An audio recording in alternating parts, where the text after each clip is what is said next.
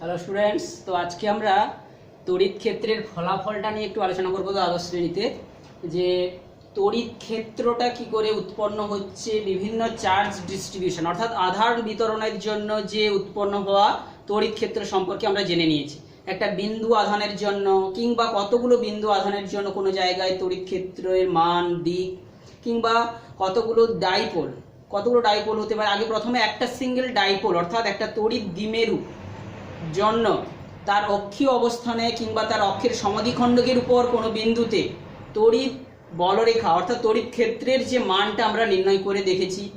তো আজকের সেই তড়িৎ ক্ষেত্রের যে উৎপন্নটা হচ্ছে, সেই উৎপন্ন তড়িৎ ক্ষেত্রের মধ্যে অন্য কোনো আধানগ্রস্ত বস্তু আনলে তারা বা অন্য কোনো চার্জ ডিস্ট্রিবিউশন আনলে তাদের উপর কি পরিমাণে বল প্রযুক্ত হয়, কি পরিমাণ টর্ক প্রযুক্ত হয়, কিংবা তাদের কি পরিমাণ যে স্থিতিশক্তির সঞ্চয় ঘটে, সেইটা আমরা কিন্তু আলোচনা করব আজকের ক্লাসে। অর্থাৎ তড়িৎ ক্ষেত্রের ফলাফল। তো এক্ষেত্রে তড়িৎ ক্ষেত্রে বলতে কি, যে ক্ষেত্রটা যে আধানের উপর আমরা ক্যালকুলেশন করতে চাইছি, সেই আধানের নিজস্বতার জন্য, সেই আধানের নিজের জন্য কিন্তু কোনো ইলেকট্রিক ফিল্ড যেটা উৎপন্ন হয় সেটাকে আমরা ধরবো না। অর্থাৎ এই ক্ষেত্রটাকে আমরা এক্সটার্নাল ইলেকট্রিক ফিল্ড বলে বলবো, অর্থাৎ বহিস্থ তড়িৎ ক্ষেত্র। তো এই বহিস্থ তড়িৎ ক্ষেত্রের আলোচনাতে যাওয়ার আগে আমরা যে তড়িৎ দ্বিমেরু ভ্রামকের একটা মাইনাস আর প্লাস আধানের জন্য তার অক্ষীয় অবস্থানে ক্যালকুলেশনটা করে দেখেছি, তার জন্য ইলেকট্রিক ফিল্ডের মানটা আমরা কি জেনেছি যে 2p/4πε0 r3, যদি এটা r দূরত্বে থাকে, সেন্টার থেকে দূরত্বটা যদি r হয়ে থাকে, যদি তার এটা হচ্ছে অ্যাক্সিসের উপর অবস্থা হয়, আরটা হচ্ছে কি যে ইকুইটোরিয়াল অবস্থান অর্থাৎ তার লম্ব সমদ্বিখণ্ডকের উপরে যদি অবস্থান করে ইকুইটোরিয়াল অবস্থানে, তো সেক্ষেত্রে আমরা শুধু পেয়েছি p/4πε0 r3। তো এইটা হচ্ছে একটা মাত্র দ্বিমেরু ভ্রামকের জন্য। তো এই যে দুটো পজিশন আমরা নিয়ে ক্যালকুলেশনটা করেছি, এই পজিশন একটা, এই পজিশন একটা। তো এখানে আমরা ইলেকট্রিক তড়িৎ ক্ষেত্রের অভিমুখ দেখেছি, এখানে এইদিকে।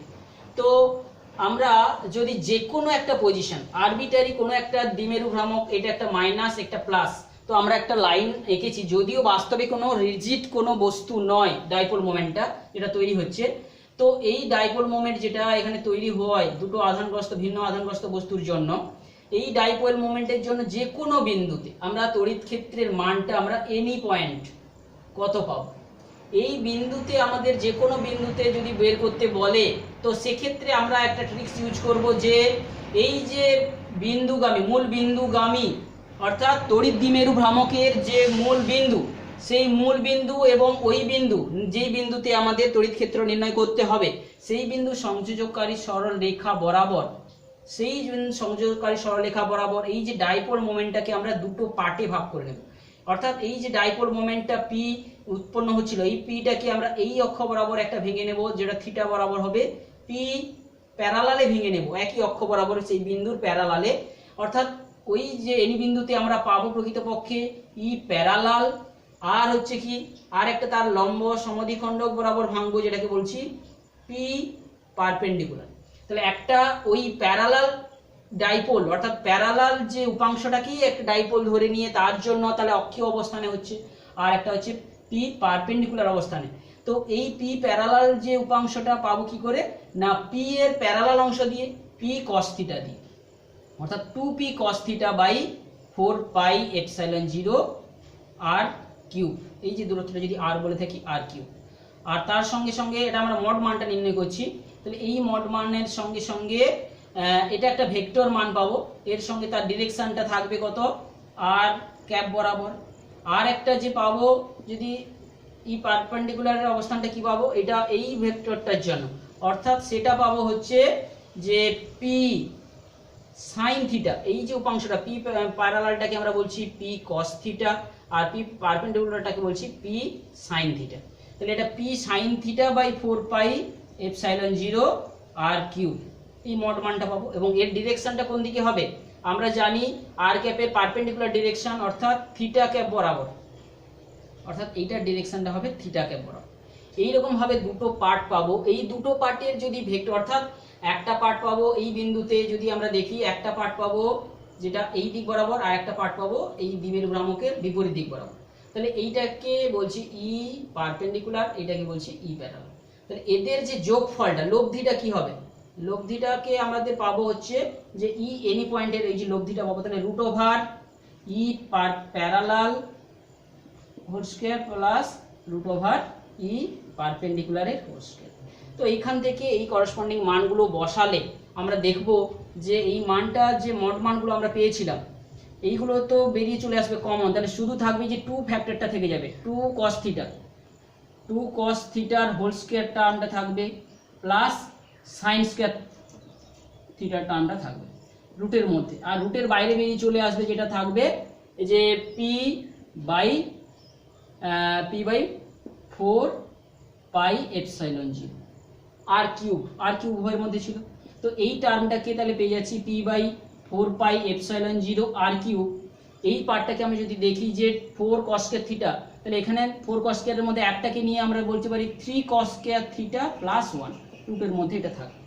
আর তাহলে এই যে মড মানটা আমরা এইভাবে পেয়ে যাব। অর্থাৎ যে কোনো একটা ডাইপোলের জন্য যে কোনো মেরুতে আমরা পেতে গেলে তাকে আমরা আগের যে মানগুলো আমরা পেয়েছিলাম এইগুলোতে এমনভাবে বিভাজিত করে ফেলবো, তাহলে সেইগুলোকে ইউজ করে কিন্তু আমরা এনি বিন্দুতে পেয়ে যাব। তাহলে তার এই যে বিন্দু ডিরেকশনটা কি হবে, এই ইলেকট্রিক ফিল্ডের ডিরেকশনটা যদি আমি বলি যে প্যারালাল কানেকশনের যে অবস্থানের সঙ্গে থিটা ফাই কোণ করেছে, তাহলে সেই ফাইটা যদি আমি ট্যান ফাই বলি, ট্যান ফাই প্যারালালের সঙ্গে যদি ফাই কোণ করেছে, ট্যান ফাই মানে কত? তাহলে ট্যান ফাই পেতে গেলে তাহলে লম্ব বাই ভূমি অর্থাৎ ই পারপেন্ডিকুলার বাই ই প্যারালাল, এই পার্টটা বসিয়ে দিলে, কারণ ই পারপেন্ডিকুলার অবস্থানটা এই মানটা বাই এইটা, তাহলে ট্যান থিটা আমরা পেয়ে যাবো। এইভাবে আমরা এনি বিন্দুতে আমরা তড়িৎ দ্বিমেরু ভ্রামকের জন্য যে তড়িৎ বলরেখাটা কিন্তু আমরা নির্ণয় করতে পারি। তো সঙ্গে সঙ্গে আমাদের আরো কিছুগুলো, যেমন কি কোনো জায়গায় দুটো তড়িৎ দ্বিমেরু ভ্রামক দেওয়া রয়েছে, তার জন্য কোনো বিন্দুতে পি বিন্দুতে তড়িৎ ইলেকট্রিক ফিল্ড বের করতে হবে। তাহলে আমাদের সর্বপ্রথম কি করতে হবে, অর্থাৎ একটা যেমন ডাইপোলের যে কোনো বিন্দুতে করলাম দুটো দ্বিমেরু ভ্রামক থাকবে, দুটো তড়িৎ দ্বিমেরু ভ্রামক থাকবে, দুটো ডাইপোল, দুটো তড়িৎ দ্বিমেরু ভ্রামকের জন্য। তাহলে সেক্ষেত্রে আমরা এই দুটো ডাইপোলকে আগে ভেক্টোরিয়ালি যে লব্ধি বার করব, এই ডাইপোলকে একটা P1 আর একটা P2 তাদের লব্ধি আমরা বের করব, P টোটালটা আগে বের করব। সেই লব্ধি ভেক্টরটাকে জন্য অন্য কোনো বিন্দুতে P বিন্দুতে আমরা যে তার হচ্ছে ইলেকট্রিক ফিল্ডের সেই P ভেক্টরের জন্য P টোটালটার জন্য ওই বিন্দুতে তড়িৎ প্রাবল্যটা নির্ণয় করে থাকবে। তো এই সমস্তগুলো ছিল তড়িৎ ক্ষেত্রের নির্ণয় করাগুলো। তার মধ্যে তো আজকে যেটা আমরা আলোচনা করব, এই সমস্ত তড়িৎ ক্ষেত্রগুলো যেগুলো উৎপন্ন হচ্ছিল, এই সমস্ত উৎপন্ন তড়িৎ ক্ষেত্রের মধ্যে অন্য কোনো আধানগ্রস্ত বস্তু বা বিন্দু আধান কিংবা কোনো তড়িৎ দ্বিমেরু কিংবা কোনো হচ্ছে যে চার্জগ্রস্ত বস্তু আনলে কি ফলাফলটা হয়, সেই ফলাফলটা অর্থাৎ যে তড়িৎ ক্ষেত্রটার কথা এখানে বলা হচ্ছে সেই তড়িৎ ক্ষেত্রটা কিন্তু পুরোপুরি বহিস্থভাবে এসছে এবং এর অস্তিত্ব বা এর উৎপত্তির কোনো কারণ হয়তো আমাদের জানা নেই, এবং এই তড়িৎ প্রাবল্যের জন্য আমরা কোনো আধানগ্রস্ত বস্তুর উপর কিংবা কতগুলো আধান বিন্দুর উপর, এই ক্ষুদ্র বিন্দু আধানের উপর যে বলের মান আমরা নির্ণয় করতে চাইছি, তাহলে এই যে বল অর্থাৎ তড়িতের ফলাফল হিসাবে আমরা আলোচনা করব, একটা হচ্ছে বল, একটা হচ্ছে টর্ক, আর একটা হচ্ছে যে তড়িৎ স্থিতিশক্তি। কি বলবো? তড়িৎ স্থিতিশক্তি। তো তড়িৎ স্থিতিশক্তিটা আমরা অন্য চ্যাপ্টারে একটু অন্যভাবে আলোচনা করব, সেখানে আধানগ্রস্ত বস্তুগুলোর নিজেদের মধ্যে তড়িৎ স্থিতিশক্তি। তো এখানে আমরা যেটা আলোচনা করছি এই যে ই এক্সটার্নাল, এই এক্সটার্নাল তড়িৎ ক্ষেত্রের জন্য তার মধ্যে কোনো বিন্দু আধান আনলে যে বল অনুভব করবে, কিংবা কোনো ডাইপোল দ্বিমেরুকে বসালে কি যে টর্ক অনুভব করবে, একটা মাইনাস প্লাস আধান একটা ডাইপোল বসালে কিভাবে এক্সটার্নাল ফিল্ডে সে টর্ক অনুভব করবে সেটা। তো প্রথমে চলে আসছি আমরা বল। কোনো একটা তড়িৎ ক্ষেত্রে যখনই আমরা কোনো একটা বিন্দু রাখবো, সেই বিন্দুটা যদি পজিটিভ আধানগ্রস্ত বস্তু হয়ে থাকে, সে একটা তড়িৎ ক্ষেত্রের দিক বরাবর সে বল অনুভব করবে। তাহলে এই বলটার মানটা কত না, ওই বিন্দু আধানের যে চার্জটা ছিল, বিন্দু আধানের চার্জ তার সঙ্গে সঙ্গে ওই বিন্দু পজিশনে ইলেকট্রিক ফিল্ডের মানটা। তাহলে এই দুটোর গুণফল দ্বারা কিন্তু এই যে তার উপর প্রযুক্ত বলের মান নির্ণীত হয়। তো এই বলের জন্য ওই যে আধানগ্রস্ত বস্তুটার যদি একটা নিজস্ব ভর থেকে থাকে, ওই যে আধানগ্রস্ত বস্তুটার যদি একটা ভর থেকে থাকে, ওই বস্তুর উপর হঠাৎ করে একটা বল প্রযুক্ত হলো, তাহলে সেই বলটা কত? ইলেকট্রিক ফিল্ডের জন্য বল। সেই বলটা কি করতে পারে? ওই আধানগ্রস্ত বস্তুতে ত্বরণ সৃষ্টি করতে পারে। অর্থাৎ সেই বস্তুর ত্বরণটাকে যদি আমরা এ বলে বলি, তাহলে ওই যে নিউটনের দ্বিতীয় গতিসূত্রের যে বল সমান ভর গুণিতক ত্বরণের রাশিমালা থেকে আমরা উদ্ভূত ত্বরণের মানটা আমরা নির্ণয় করতে পারি। তাহলে কত ত্বরণ উৎপন্ন হবে বস্তুতে, না যে ওই ইলেকট্রিক ফিল্ড আর আধানের জন্য যে বলটা উৎপন্ন হলো তাকে ভর দিয়ে ভাগ করলে আমরা পেয়ে যাব হচ্ছে করসপন্ডিং যে অ্যাক্সিলারেশনের মানটা। তো নিশ্চয়ই আমরা যদি একটা ইলেকট্রিক ফিল্ড, এইখানে একটা ইলেকট্রন রেখে থাকি, এখানে একটা ইলেকট্রিক ফিল্ড প্রয়োগ করেছি, এটা ইলেকট্রিক ফিল্ড, তাহলে এই ইলেকট্রনটার গতি কোন দিকে হবে? তাহলে নিশ্চয়ই ইলেকট্রন হচ্ছে নেগেটিভ আধানগ্রস্ত কণা, সে তড়িৎ ক্ষেত্রের দিক বরাবর গতিশীল হবে। এবং এর ত্বরণ উদ্ভূত ত্বরণের মান কত? এই বলকে ইলেকট্রনের ভর দিয়ে ভাগ করলে আমরা ত্বরণ পেয়ে যাব। তো এই রকম ভাবে আমরা ধরো একটা, এই তোমরা যে বল সম্পর্কে বুঝলে, একটা তড়িৎ ক্ষেত্রের মধ্যে একটা বস্তুকে রাখলে বল, তো আমরা বলছি একটা সমান্তরাল তড়িৎ যে দুটো আধানগ্রস্ত প্লেটকে আমরা রেখেছি, বিপরীত আধানগ্রস্ত প্লেট, তাহলে এদের মধ্যে কি হবে? একটা তড়িৎ বলরেখা তৈরি হয়, আমরা জানি তড়িৎ ক্ষেত্র তৈরি হবে, সেই বলরেখাগুলো তড়িৎ ক্ষেত্র তৈরি করে। এবং এই তড়িৎ ক্ষেত্রের মানটা কত? তো এদের মানটা, এদের মধ্যবর্তী দূরত্বকে যদি এল বলা থাকে এবং এদের মধ্যে যদি ব্যাটারির সাহায্যে ভি বিভব প্রভেদ লাগানো থাকে, তাহলে এখানে উদ্ভূত যে তড়িৎ ক্ষেত্রটার মানটা, যেটা সুষম তড়িৎ ক্ষেত্র উৎপন্ন হচ্ছে অর্থাৎ সমানভাবে কার্যকরী হচ্ছে, এই ইলেকট্রিক ফিল্ডের মানটা কত হবে? না বলরেখাগুলো সুষম আছে, এখানে ভি ভাজিত এল। তো এই রিলেশনটা আমরা পরের চ্যাপ্টারে পড়ব। তো এই রকম ধরো একটা পজিশনে সুষম তড়িৎ ক্ষেত্র তৈরি হয়ে আছে। তো এখানে কোনো একটা আধানগ্রস্ত ভর, যার ভর একটা রয়েছে এবং এই বস্তুটার একটা আধানও রয়েছে, একটা পরিমাণ এর ভরও দেওয়া রয়েছে, আধান রয়েছে, এরকম একটা বস্তু গতিতে যাচ্ছে, যেতে যেতে হঠাৎ এই ক্ষেত্রের মধ্যে যেখানে শুরু হয়েছে ধরো সেইখানে ঢুকলে তার গতির অভিমুখ কি হবে? অর্থাৎ এ কোন দিকে বেঁকে যাবে, এ কোন দিকে বাঁকবে এবং এর ত্বরণ কি হবে, সেইটাই আমাদেরকে ক্যালকুলেশন করতে হবে। অর্থাৎ এই বস্তুটার প্রবেশ করলে এর ডিফ্লেকশন কত হবে, কোন দিকে বেঁকে যাবে, কিংবা তার হচ্ছে ত্বরণ কত হবে, সেটা আমাদেরকে নিশ্চয়ই ক্যালকুলেশন করার জন্য গণিত থাকবে।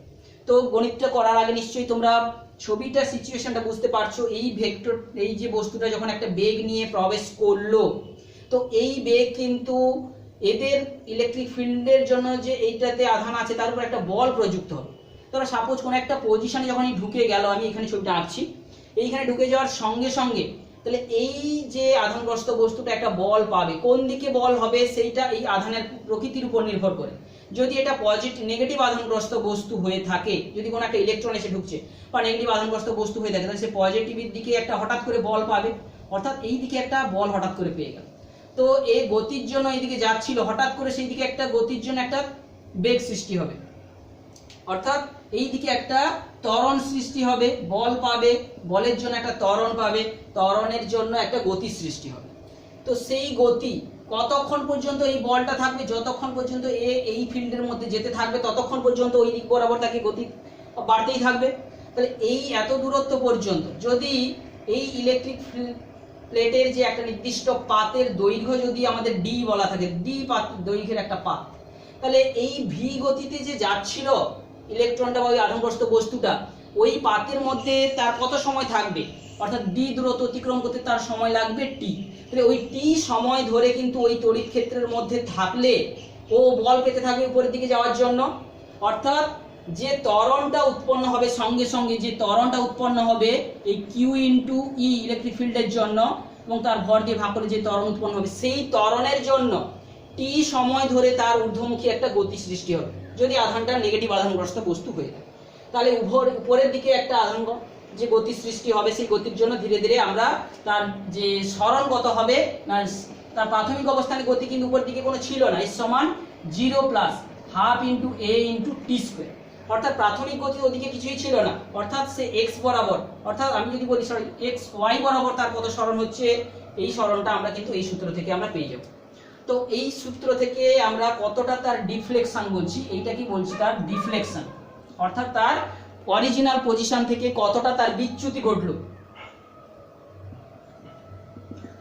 কতটা তার বিচ্যুতি, এইটা কিন্তু আমরা ক্যালকুলেশন করবো। তাহলে এই ক্যালকুলেশনের মধ্যে অনেকগুলো পার্ট থাকছে, কিন্তু এই দিকের গতি কিন্তু ওই দিকের বল দ্বারা কোনো গতি প্রভাবিত হবে না, গতির অর্থাৎ তার গতি কিন্তু এইদিকে বজায় রাখবে, অর্থাৎ এই মিলিত গতি সৃষ্টি হবে। এইদিকে একটা গতি তো ছিলই, পরে পরে এইদিকে ধীরে ধীরে গতিবেগটা তার বাড়তেই আছে, তাহলে মিলিত গতির ফলে কিন্তু সে কিন্তু ধীরে ধীরে ধীরে ধীরে ধীরে ধীরে এইদিকে গতিবেগটা যেতে যেতে ধরো ডিফ্লেক্ট করে চলে যাবে। এইভাবে তার অরিজিনাল পজিশন থেকে তার ডিফ্লেকশনটা আমরা বের করে থাকি। তো এই রকম ভাবে বহিস্থ তড়িৎ ক্ষেত্রে কোনো বিন্দু কণা রাখলে কিংবা গতিশীল, এই গতিটার মান কিন্তু আমরা আলোর গতির থেকে কম ধরে নিচ্ছি, যে যে এই গতিশীল বস্তুটা অর্থাৎ এই যে বলটা আমরা নির্ণয় করছি গতিশীল আধানের উপর, এই গতিটা বলছি আলোর গতির থেকে কম, আলোর যে গতি থেকে কম, এটা হলে আমরা ক্যালকুলেশনটা এইভাবে করতে পারি। তো এইভাবে বলের আলোচনার পরে আমরা চলে আসছি টর্কের আলোচনাতে। টর্ক, তো বহিস্থ কোনো ক্ষেত্রে অর্থাৎ বহিস্থ কোনো ইলেকট্রিক ফিল্ডের ক্ষেত্রে যখন আমরা দ্বিমেরু কোনো ভ্রামক তড়িৎ দ্বিমেরুকে রেখে দেব, তড়িৎ দ্বিমেরু যেটা মাইনাস আর এটা প্লাস আধানগ্রস্ত বস্তু ছিল, এটা একটা দ্বিমেরু ভ্রামক, সে কিন্তু ফিল্ডের মধ্যে পড়ে মাইনাস আধানটা ঠিক এইভাবে ঘুরে সে কিন্তু অ্যালাইন হয়ে যাবে। অর্থাৎ আমি যদি দ্বিমেরু ভ্রামকটা এটা মাইনাস এটা প্লাস আগে এইভাবে ছিল, আমি ধরে নিই এটা প্লাস ছিল এটা মাইনাস ছিল, এটা মাইনাস এটা প্লাস ছিল, তাহলে কি হবে মাইনাস আধানগ্রস্ত বস্তুটা ইলেকট্রিক ফিল্ডের মধ্যে থেকে ও কোন দিকে বল অনুভব করবে, কিউ ইন্টু ই, এই দিকে বল অনুভব করবে, আর এইটা কি বল অনুভব করবে, কিউ ইন্টু ই, এই বল অনুভব করবে। এই দুটো সমান এবং বিপরীতমুখী যে বলের উৎপত্তি ঘটবে ওকে রোটেট করে দেবে, ঘুরিয়ে কি করবে ওকে কিন্তু অ্যালাইন করে দেবে। অর্থাৎ কোনো একটা একক বিচ্ছিন্ন যদি দ্বিমেরুর কথা বলি, সে কিন্তু সুষম তড়িৎ ক্ষেত্রে রাখলে, সুষম তড়িৎ ক্ষেত্রে রাখলে কিন্তু ও কিন্তু অ্যালাইন হয়ে যাবে। তাহলে ওইটা ওর হচ্ছে কিন্তু সর্বনিম্ন শক্তির অবস্থা, কারণ যে কোনো বস্তু চায় সে তার সর্বনিম্ন শক্তিতে থাকতে, তো ওই পজিশন থেকে সামান্য উপর দিকে উঠলে কিংবা নিচের দিকে ঘুরে গেলে সে কিন্তু আবার ঘুরে রোটেট করতে করতে কম্পন করতে করতে করতে করতে আবার স্থির হয়ে যায়। তো এই যে দ্বিমেরুর এই সিচুয়েশনটাকে কিন্তু আমরা তার ইকুইলিব্রিয়াম পজিশন, কোনো একটা অভিকর্ষ ক্ষেত্রের মধ্যে কোনো যে সরল দোলক যে তৈরি হয় তার ইকুইলিব্রিয়াম পজিশনের সঙ্গে আমরা তুলনা করতে পারি। ওই ইকুইলিব্রিয়াম পজিশন থেকে সামান্য ডিফ্লেক্ট করলে, আমরা মহাকর্ষীয় বলের ক্ষেত্রে পৃথিবীর উপর কোনো দোলক তৈরি করলে তাকে দুলিয়ে দিলে যেমন হবে বিন্দুতে স্থির হয়ে যাবে, এইখানেও কিন্তু এটা একটা যে সুস্থির সাম্য আমরা বলতে পারি। তো অপর পক্ষে এইভাবে প্লাস আর মাইনাসটা, প্লাসটা যদি এদিকে আর মাইনাসটা যদি এদিকে থাকে তাহলে এটা কিন্তু পুরো 180 ডিগ্রিতে আছে, এটা কিন্তু একটা অস্থির সাম্য বলা হবে, এটা হচ্ছে অস্থির সাম্য, আর এটা হবে সুস্থির সাম্য। কারণ এখানেও একটা সাম্য অবস্থায় থাকতে পারবে কিন্তু সামান্য ডিফ্লেক্স করলে ঘুরে গিয়ে এইভাবেই আসবে। তো আমরা একটা সুষম তড়িৎ ক্ষেত্রের মধ্যে কোনো আধানগ্রস্ত দুটো একটা ইলেকট্রিক ডাইপোল রাখলে, তড়িৎ দ্বিমেরুকে রাখলে আমরা জানছি যে ও অ্যালাইন হয়ে যাবে। তো এখন আমরা এই যে সর্বনিম্ন শক্তির স্তরটাকে আমরা যদি অন্য কোনো একটা পজিশনে থাকছে, তার মধ্যে যে ভ্রামক তৈরি হচ্ছে, দুটো সমান এবং বিপরীতমুখী বল তৈরি হচ্ছে, তাকে যে ঘূর্ণন প্রবণতা তৈরি করবে তাকে আমরা ক্যালকুলেশন করব। তো এক্ষেত্রে একটা বিচ্ছিন্ন ডাইপোল তো আর থাকতে পারে না, যখন কোনো একটা পদার্থের কথা বলা হয় তখন ওই পদার্থের মধ্যে অনেক ডাইপোলগুলো থাকতে পারে। যেমন জলের কথা বলছি, জলের মধ্যে যে ডাইপোলগুলো আছে ওরা তো রোটেট করে যেতে পারে, কিন্তু যেই জলের অণুগুলোর নিজস্ব একটা আকর্ষণ যে সংশক্তি বল তো আছে, সেই সংশক্তি বলের জন্য পুরোপুরি কিন্তু অ্যালাইন হয়ে যাবে না। তো সেই জন্য আমাদেরকে এখানে কিন্তু টর্কের ক্যালকুলেশনটা এখানে করতে হবে। তো আমরা কোনো একটা যে ইলেকট্রিক ফিল্ডের সঙ্গে একটা থিটা কোণ করে একটা যে ডাইপোল আছে আমরা ধরে নিচ্ছি, এটা হচ্ছে এক্সটার্নাল ইলেকট্রিক ফিল্ড। এই ইলেকট্রিক ফিল্ডে যে এটা মাইনাস আধান, এটা ধরো প্লাস আধান, তাহলে প্লাস আধানটা সামান্য এইদিকে বল অনুভব করছে, মাইনাস আধানটা এইদিকে বল অনুভব করে তার যে সেন্টার অফ মাস, এটাকে বলা হচ্ছে সেন্টার অফ মাস। কারণ আধান তো কোনো বিচ্ছিন্ন ধর্ম নয় বস্তুর, আধান হচ্ছে বস্তুর ভরের সঙ্গে অ্যাসোসিয়েটেড একটা ধর্ম। তাহলে আধানের যে সেন্টার অফ মাস, বস্তুর ভরের সেন্টার অফ মাস কিন্তু একই হবে। তাহলে আধানের সেন্টার অফ মাস অর্থাৎ যে এটা ধরো বস্তুর আধানের সেন্টার অফ মাস, তাহলে এইটার সাপেক্ষে এটা যদি আমি পুরোপুরি ডি বলি, যে তড়িৎ দ্বিমেরুটার যে তাদের মধ্যবর্তী দূরত্ব ডি বলি, তাহলে এই যে কোণটা যদি থিটা কোণ করেছে, তাহলে টর্ক কাকে বলা হচ্ছে? টর্ক মানে কি? বল, টর্কের মানটা কত? যে কোনো একটা বলের মান, অর্থাৎ বল গুণিতক লম্ব দূরত্ব। বলটা কত? যে কোনো একটা বলকে নিলেই হবে, দুটো বল তো সমান যেহেতু সুষম ক্ষেত্রে রয়েছে, কিউ ইন্টু ই, তাহলে বলটার মান হচ্ছে কিউ ইন্টু ই। আর লম্ব দূরত্ব, তাহলে এই যে লম্ব দূরত্বটা, এটা থেকে এইখানের মধ্যে লম্ব দূরত্ব আমরা দুভাবে বের করতে পারি। সরাসরি ডি ডি এর সাইন থিটা উপাংশটাই কিন্তু এদের মধ্যবর্তী লম্ব দূরত্ব, অর্থাৎ ডি সাইন থিটা। তাহলে এইটা হচ্ছে কিউ ডি সাইন থিটা। এই কিউ ডি, কিউ এবং ডি এর গুণফলটাকে আমরা বলতে পারি কি? পিই, অর্থাৎ dipole moment P D, Q ডিটাকে আমরা পি বলছি, সাইন থিটা। বোঝা গেল? তো আবার যদি সেন্টার অফ মাসের সাপেক্ষে এটাকে আমরা ডি বাই টু দিয়ে ছোট ছোট দুটো পার্টে ভাগ করে তাদের মান যোগ করি, তাহলে এইটা থেকে এখানে দূরত্বটা কত হচ্ছে? এখান থেকে কত দূর হচ্ছে সেই ডি/2 সাইন থিটা, এটা ডি/2 সাইন থিটা, অর্থাৎ ডি সাইন থিটা। তো এই যে ভেক্টরটা চাইবে, টর্কটা চাই কি করতে? এই ডাইপোলটাকে রোটেট করে দিতে। এখানে ডাইপোল মোমেন্টের ডিরেকশনটাকে আমরা ধরলাম, আর ইলেকট্রিক ফিল্ডের ডিরেকশন, অর্থাৎ এই ইলেকট্রিক ফিল্ডে এই ডাইপোলটাকে রেখেছি, এই ইলেকট্রিক ফিল্ডে। তাহলে এক্ষেত্রে এই ইলেকট্রিক ফিল্ড এই ডাইপোলটাকে চাই কি করতে? রোটেট করে দিতে। এই প্লাসটাকে আরো নিচের দিকে নামিয়ে দিতে, মাইনাসটাকে ঘুরিয়ে দিতে, অর্থাৎ ক্লকওয়াইজ রোটেট করতে চাই। ক্লকওয়াইজ রোটেট করলে আমরা জানি সেই টর্কটাকে নেগেটিভ ধরা হয়। রোটেশনটা যখন ক্লকওয়াইজ হয় আমরা জানি তাকে নেগেটিভ ধরা হচ্ছে। তো এক্ষেত্রে এই যে টর্কটা সৃষ্টি হচ্ছে, একে জেনারেলাইজেশন করার জন্য যদি আমরা ভেক্টর রূপ একে দিয়ে থাকি, এই টর্কটার ভেক্টর রূপ কি হবে না? ঘূর্ণনটা যেদিক হচ্ছে ভেতরের দিক বরাবর হচ্ছে, তার ঘূর্ণনের অভিমুখটা টর্কের অভিমুখটা, অর্থাৎ আমরা এখানে পি ক্রস ই এই রিলেশনে আমরা প্রকাশ করব। কারণ এখানে যে দেখতে পাচ্ছি সাইন থিটা অংশ রয়েছে, নিশ্চয়ই এটা ক্রস প্রোডাক্ট হবে, এবং এই ভেক্টরটার ডিরেকশনটা ইনওয়ার্ড। ক্লকওয়াইজ হলে আমরা এরকম ক্রস চিহ্ন দিয়ে তার ডিরেকশনটাকে বোঝাই। কারণ কি? কোনো একটা তীরের অগ্রভাগের সূচালো অংশটার তুলনায় পেছন পাশে কিন্তু ক্রসটাকে দেখা যায়। তীরটা যদি ভেতরের দিকে চলে যাচ্ছে, তাহলে আমরা তার পেছন পাশটা দেখবো, সেই যে তীরের পিছনটার দিক বোঝাচ্ছে যে ওই ভেক্টরটা, টর্ক ভেক্টরটা কিন্তু ভেতরের দিকে, মানে বোর্ডের দিকে ভেতরের দিকে তার অভিমুখটা। এবং এইভাবে আমরা একটা টর্কের যে রাশিমালাটা আমরা নির্ণয় করলাম। তাহলে যে কোনো একটা তো সুষম তড়িৎ ক্ষেত্রে কোনো তড়িৎ দ্বিমেরু কিন্তু একটা টর্ক অনুভব করবে। কিন্তু তোর যদি সুষম তড়িৎ ক্ষেত্র না হয়, সুষম না হয়ে যদি অসম তড়িৎ ক্ষেত্র হয়, অসম তড়িৎ ক্ষেত্র হয়, অসম তড়িৎ ক্ষেত্র হলে কি? তাহলে অসম তড়িৎ ক্ষেত্র হলে তাহলে বিভিন্ন জায়গায় মানগুলো বিভিন্ন রকম। তাহলে এই জায়গায় ধরো ইলেকট্রিক ফিল্ডের মান বেশি, ই বেশি, আবার এইখানে ই হচ্ছে কম।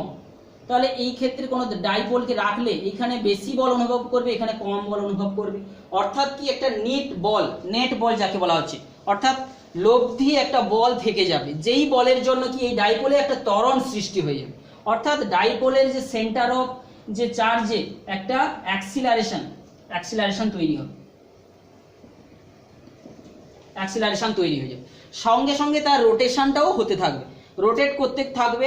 যদিও তার দুটো সমান বিপরীতমুখী বল নয়, তবুও কিন্তু কাঁপতে কাঁপতে কাঁপতে কাঁপতে রোটেট করতে করতে তার সেন্টার অফ মাসের অ্যাক্সিলারেশন হবে, এবং সঙ্গে সঙ্গে রোটেশনও তার কিন্তু হবে।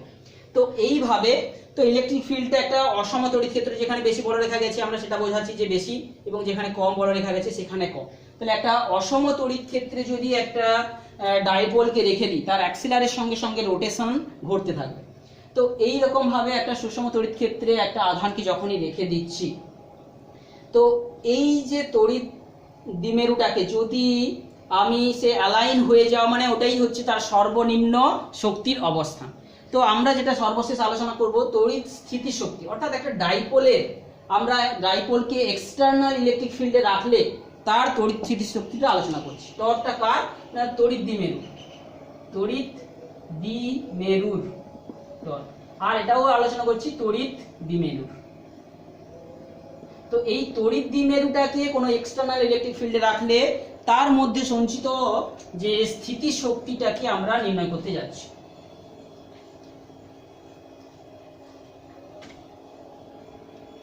যে কোনো একটা ডাইপোলকে আমরা যদি সুষম তড়িৎ ক্ষেত্রে রেখে দিই, আমরা জানলাম কি ও মাইনাস আর প্লাস অ্যালাইন হয়ে যাবে। অর্থাৎ এটাই হচ্ছে সবচেয়ে কম তার শক্তির অবস্থান। তো এই শক্তির অবস্থান থেকে আমরা যদি তাকে কোনো একটা বিশেষ কোণে তাকে ঘুরিয়ে নিয়ে যেতে চাই, তাহলে ওর মধ্যে কি হবে, ওই এক্সটার্নাল ইলেকট্রিক ফিল্ডের জন্য ওর মধ্যে একটা সঞ্চিত শক্তি হবে। অর্থাৎ আমরা যে বহিস্থ কাজ করে ওকে ঘুরিয়ে পজিশনে আনলাম, তার জন্য ওর মধ্যে ওই বিশেষ অবস্থানের জন্য তার মধ্যে একটা শক্তি স্থিতিশক্তি রূপে সঞ্চিত হয়ে যায়, সেটাকেই বলা হচ্ছে তড়িৎ স্থিতিশক্তি। তাহলে আমরা বহিস্থ কাজ করব, তাহলে এই স্থিতিশক্তির সমান এই তড়িৎ ক্ষেত্রে যে বল টর্কের সমান টর্ক প্রয়োগ করে, কারণ এই তড়িৎ স্থিতিশক্তি কি করেছে, তড়িৎ ফিল্ডের মধ্যে ইলেকট্রিক ফিল্ডের মধ্যে একটা দ্বিমেরু ভ্রামক রাখলে সে একটা টর্ক প্রয়োগ করে তাকে অ্যালাইন করে দিয়েছে। এখন আমরা যদি ওই এক্সটার্নাল টর্ক হিসাবে যদি সমান একটা টর্ক প্রয়োগ করে করে ওকে ঘোরানোর চেষ্টা করি, তাহলে সেই এক্সটার্নাল টর্কের জন্য তাকে যদি আমি থিটা কোণে ঘুরাই, তাহলে সেই যে কার্যটা করা হবে সেটাই জন্যই তার মধ্যে সঞ্চিত হয়ে যাবে শক্তি রূপে। আমরা জানি বহিস্থ কার্যটা, তার মধ্যে সঞ্চিত শক্তির মধ্যে শক্তির সম্পর্ক কি, মাইনাস ডব্লিউ। অর্থাৎ পজিটিভ কার্য করলে তার মধ্যে নেগেটিভ এনার্জি হিসাবে তার মধ্যে জমা হয়ে থাকে। কার্য আর সঙ্গে এর মধ্যে সম্পর্ক কি না, ডব্লিউ সমান মাইনাস ডেল্টা ইউ। অর্থাৎ এইভাবে বহিস্থ যে এক্সটার্নাল কার্যটা আমরা করলাম, সেই কার্যটা অর্থাৎ এক্সটার্নাল যে টর্ক, সেই এক্সটার্নাল টর্কটা কার উপর না, যে এই তড়িৎ দ্বিমেরু ভ্রামকটাকে রাখলে তার মধ্যে তড়িৎ ক্ষেত্রের জন্য যে টর্কটা হয় সেটার সমতুল্য টর্ক। তাহলে এই ই এক্সটার্নালটা কি, যে ই এর জন্য যে দ্বিমেরু ভ্রামকে যে টর্কটা হচ্ছে, দ্বিমেরু ভ্রামকে তড়িৎ দ্বিমেরুতে যে টর্ক সৃষ্টি হচ্ছে, তড়িৎ দ্বিমেরুতে যে টর্ক সৃষ্টি হচ্ছে তার সমান এবং বিপরীত টর্ক প্রয়োগ করে আমি তাকে ঘোরাচ্ছি। তাহলে ওর মধ্যে সেই কার্যের জন্য এনার্জিটা আরো স্থিতিশক্তি হিসাবে তার মধ্যে জমা হয়ে যাচ্ছে, এবং কার্যের সঙ্গে শক্তির সম্পর্ক হচ্ছে এটা। তো এখন আমরা এই অ্যালাইন পজিশন থেকে থিটা অ্যাঙ্গেলে না ঘুরিয়ে আমাদের ম্যাথমেটিক্সের যে রিলেশনটা সহজতর করার জন্য আমরা কি করতে পারি, অন্য এই ইলেকট্রিক ফিল্ডের সঙ্গে পারপেন্ডিকুলার পজিশন থেকে, এই যে ইলেকট্রিক ফিল্ডের পারপেন্ডিকুলার পজিশন অর্থাৎ এখানে মাইনাস আর প্লাস, এই পজিশনটাকে আমরা শূন্য অর্থাৎ জিরো এনার্জির যে রেফারেন্স আমরা ধরতে চাইছি।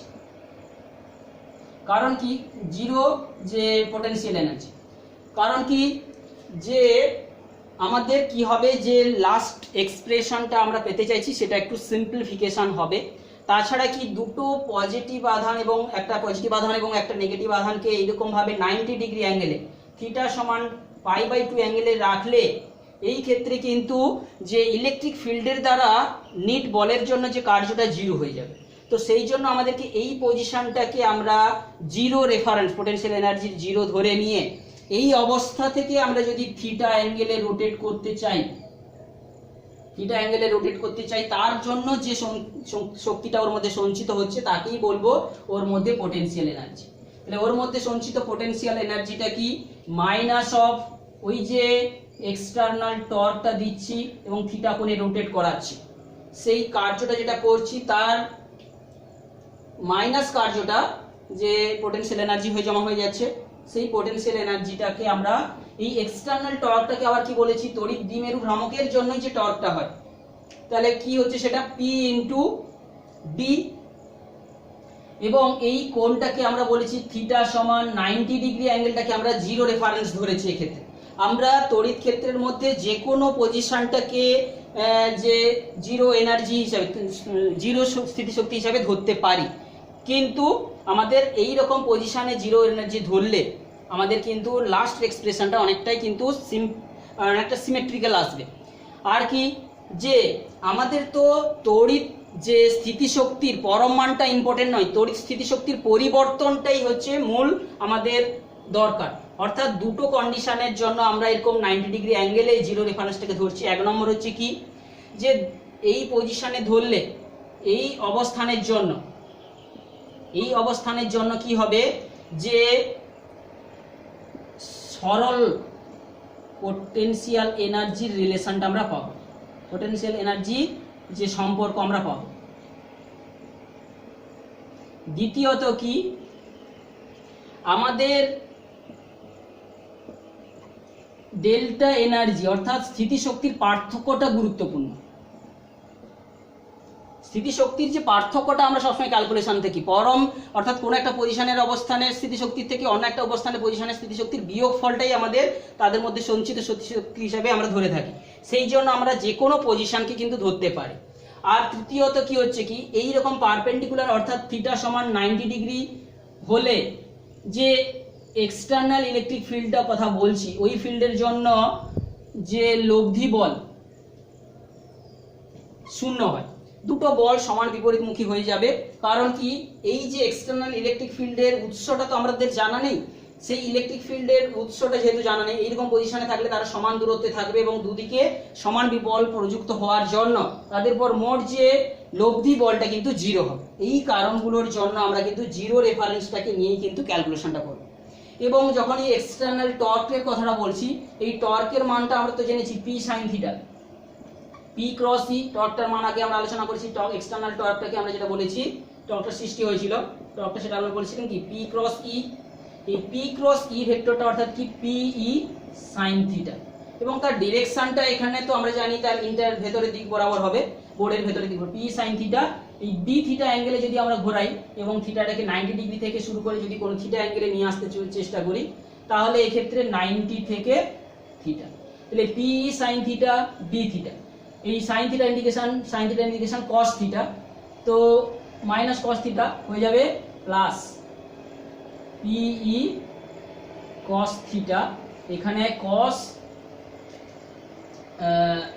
পিই কস যে সাইন থিটার ইন্ডিকেশন কস থিটা, সরি আমাদেরকে যে কার্যটা করতে হচ্ছে সেই কার্যটা হচ্ছে এইটা, এক্সটার্নাল যে কার্যটা করতে হচ্ছে সেটা হচ্ছে এটা। এবং এনার্জিটা কত হবে, এনার্জিটা হবে কিন্তু মাইনাস ডব্লিউ। তো মাইনাস ডব্লিউ হওয়ার জন্য একটা মাইনাস সাইন সামনে থেকে আসবে, পিই সাইন থিটা হবে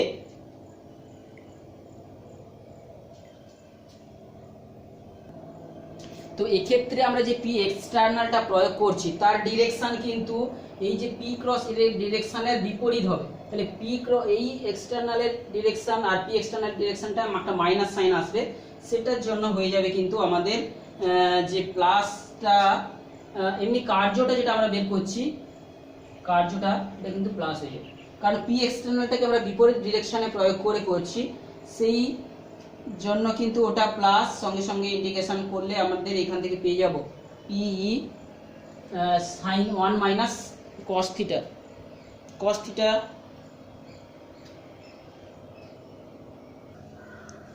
তো এক্ষেত্রে ইন্ডিকেশনটা এখানে মাইনাস একটা সাইন চলে আসবে, তো এক্ষেত্রে মাইনাসটাকে সামনে নিয়ে গেলে পিই এই কস থিটার লিমিটটা থাকবে 90 ডিগ্রি থেকে থিটা।